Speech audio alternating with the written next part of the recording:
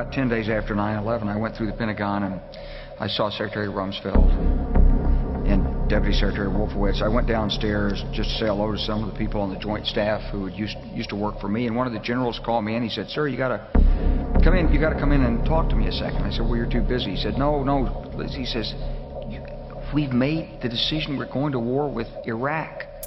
Man, if you're going to enter into this war, we are going to need to sell this war to the American people. Holy fuck! Oh my God! Oh my God!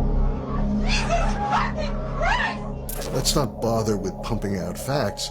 Let's scare the hell out of people. As part of 9/11, we've learned a great deal about the enemy.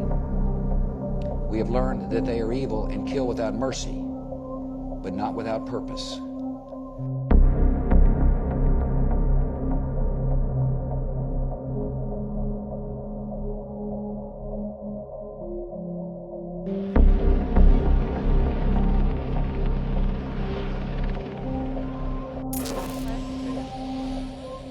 Wesley Clark is a retired general of the United States Army who is very accomplished and well respected.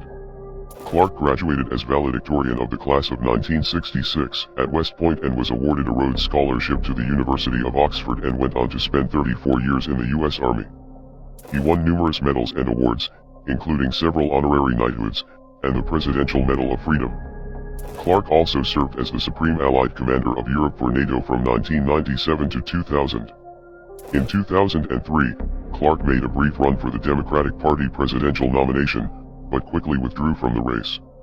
Clark is a decorated general who has been behind the scenes at the highest levels of the military, but once he retired, he began sounding the alarm about an international plot to invade and occupy large portions of the Middle East and Africa.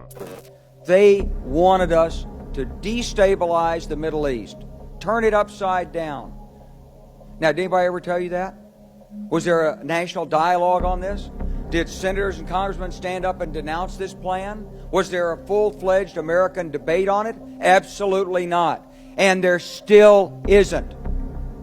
Clark received inside information from sources at the Pentagon that the U.S. military was planning to attack 7 different countries in 5 years, in response to 9/11, even though none of the countries on the list were responsible for the terrorist attacks.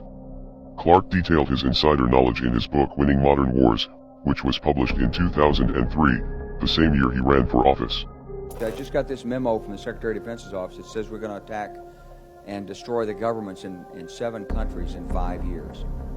We're going to start with Iraq, and then we're going to move to Syria, Lebanon, Libya, Somalia, Sudan, and Iran.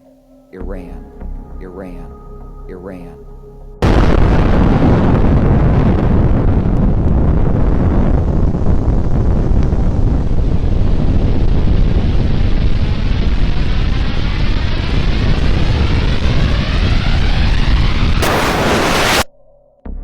In June, the government of Iran announced that it shot down a U.S. spy drone. Iranian officials say that the drone entered the country's airspace over the southern province of Hormozgan.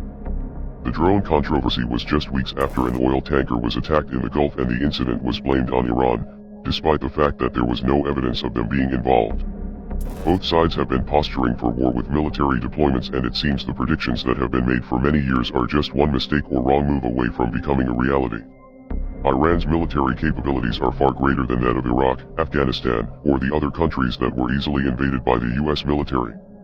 Iran's military capabilities are a small concern when considering the possible complications that could arise from the country's close alliance with Russia.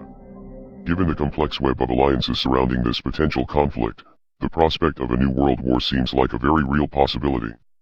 Was a new world war with an epicenter of the Middle East a part of the plan all along?